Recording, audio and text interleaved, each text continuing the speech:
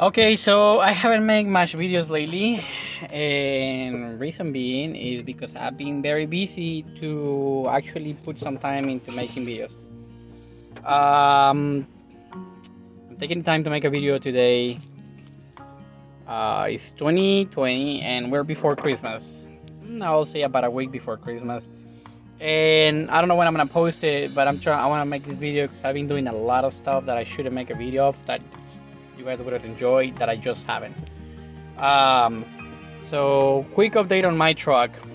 Sorry for the super hard shaking, but I usually shake my left hand and that's what I did. So quick update on my truck. Truck has been running the best that she's been running in many years.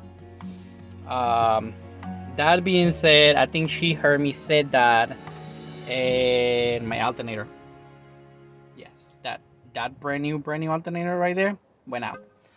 So I've been getting my warning light for the battery, and it just fluctuates, and it does broken alternator things. And here I am with the new one. This is the upgraded. This is an upgrade for the 6.5.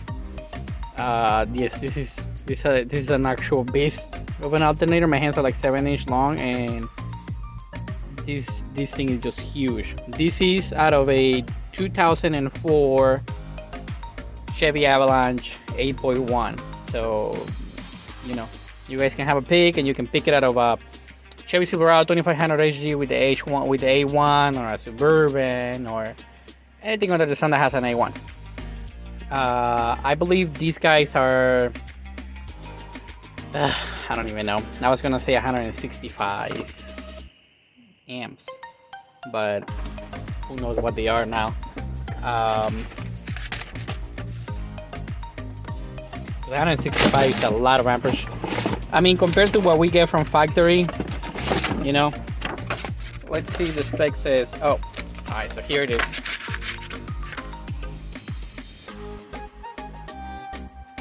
Output current at high RPM 145 amp. What is high RPM? You might ask. 10,000? 3,000? Don't know, because they don't specify here. And then current at idle is 86 amps. What's idle? We don't know, because they don't specify that neither. But anyway, so 13 volts, and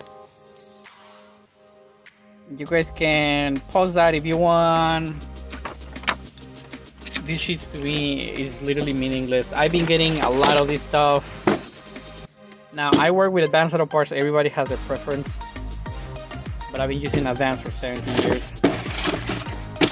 And even though sometimes things happen and they get a bad batch of parts or whatever, it's a lot better than me getting parts from AutoZone, and I get a lot better service than from O'Reilly. So to each their own, no disrespect to nobody, but this is what I use. This is the part number from the box. Now it says we're manufactured in Mexico. You know what? And to be honest, I wish it was manufactured in Mexico, because I know that I will be getting a lot more of an American-made part than if it was made overseas. Now this sticker over here says, let me see if the camera and lens can focus that. It says we're manufactured in Mexico as well. But man, this one is from the same CarQuest company, and it's made in Malaysia. And looks are deceiving. This thing looks very nice. Okay, and it does have a Malaysian sticker over here. Whoa, there you go.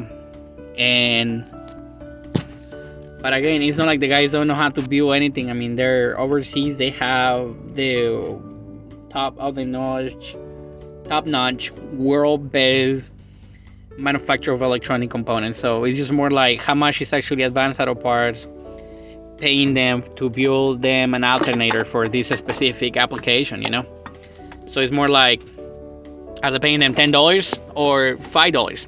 Okay, well, Here you have a $10 worth alternator, or here you have a whatever. And how much are they? These people in Mexico are getting paid to do this. This will be the last alternator I'll be putting on from a local source because it's getting really annoying. I can't have my kid and work like today. Instead of me working on customers' car, which I do have other things to do, and have the truck stop because, you know, somebody didn't have enough light over whatever country, and it's just very annoying. So this will be the last one that I will be replacing. That alternator that I put in there, I mean, you can see that thing is brand spanking new. It doesn't even have like dust over the front of that thing accumulated, and that is very, very annoying because I like to keep my truck on top shape, and I can't. I just can't. Doesn't matter how hard I try, I can't if the parts are not good. So if this other unit don't work, believe me, I've been through AC Delco. The unit that I had, it was an AC Delco, but I installed that unit about 4 or 5 years ago, and that was a US made AC Delco unit, and that sucker was good. All right, that unit was really, really good. It just, you know, it's just one of those things. Lately, she did that she had better things to do, and she said no more to me, so she broke. It's just how things work. I wish it would have lasted me a lot longer because I was very happy with it. I never had a single issue. It's not like these trucks run a lot of electronics, but that being said, it's just very nice when you don't have to really worry about it. Okay, so I'm gonna go ahead and replace this alternator. It's like nothing else. I am going to look for the part number of this belt because I always forget it. I have a picture of it.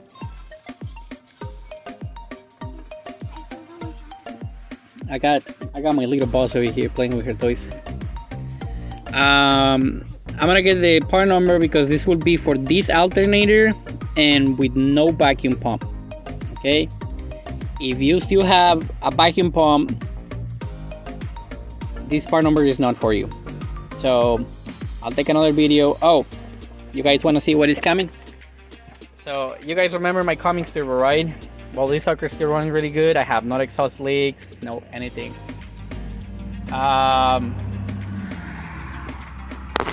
CDR valve, I silicone it. I try to save it as much as I can because I have got different part numbers that I have found that is what I need, and it just don't work. So I'll be going back to where I used to work at Extreme 4-wheel drive in Kennesaw, Georgia, Marietta, Georgia. And I mean, he's a 6.5 specialist. That's where I used to work, and we're gonna look for some. I know some homies in there have grommets and stuff like that, so I'll be getting one from him, and I'll be getting ready to make you guys another catch cam video. If you guys look into my YouTube, you guys will find that I do have a catch can. I used to have a catch can set up from a Sami Racing catch can. It was a pretty big one, and I built some baffles into it, and I did a bunch of stuff to it, and it was working beautiful. My turbo was never dirty. But I discarded years and years and years ago, so because I just had a stock turbo, I didn't really care. But now I have a nice intercooler and stuff like that. I really don't want to be drinking my oil. I'm just gonna go ahead and run this sucker into a catch can and just have a nice clean turbo or whatever. I also am gonna run a blanket on the back of this turbo just to keep the turbo peppy and keep it happy, and keep everything else happy, you know, because that's a big downpipe.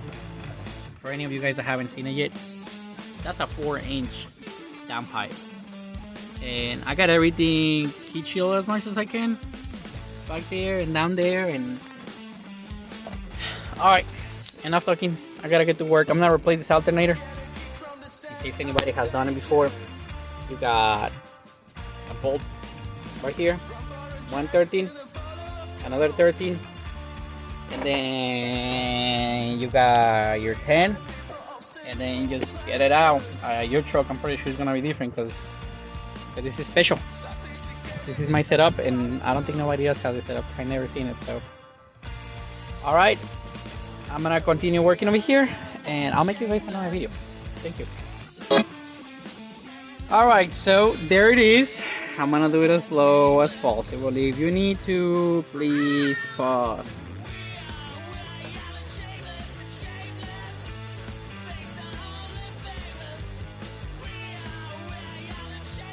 This is the actual part number that you need right here. I think it's a 506 1000. But again, whatever they can get or whatever it can help you get our both of the numbers, so y'all can do it.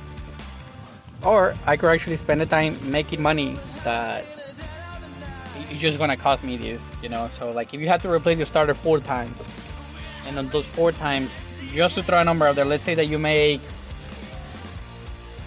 let's say you make $20 an hour. All right, let's just put that number out there. Let's say you make just $20 an hour. I'm pretty sure there's people out there that make a lot more, and there's people that make a lot less. So let's just say $20 an hour.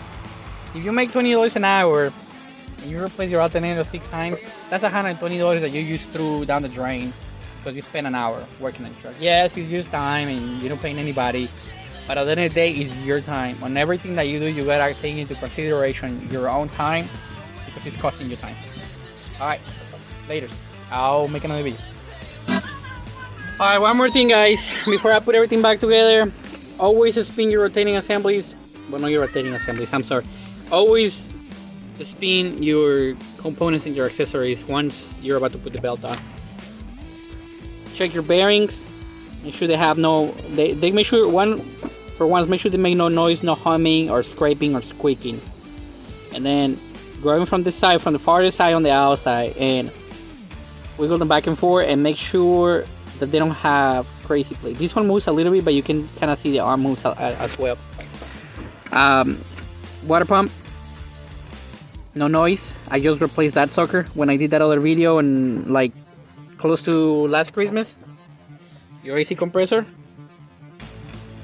no noise. And then your power steering pump.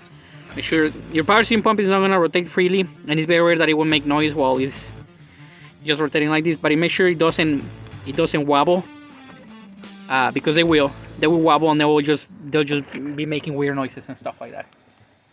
And if you got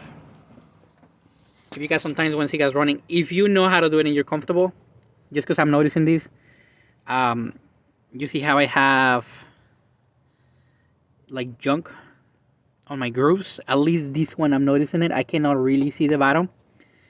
My crankshaft pulley broke, which is very common on these motors, and I just replaced it a month and a half ago.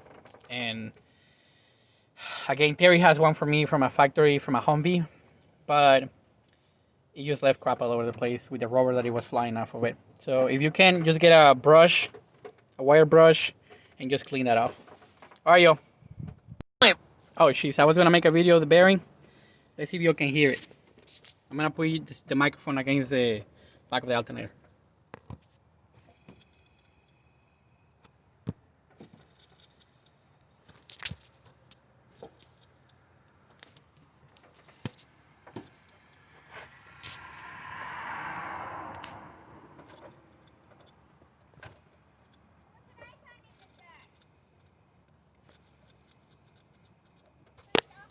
Alright, I hope you'll hear it. That's a mild bearing noise with no load and cold temperature and alternator. Once it gets hot and you're running all day, that sucker gets really loud.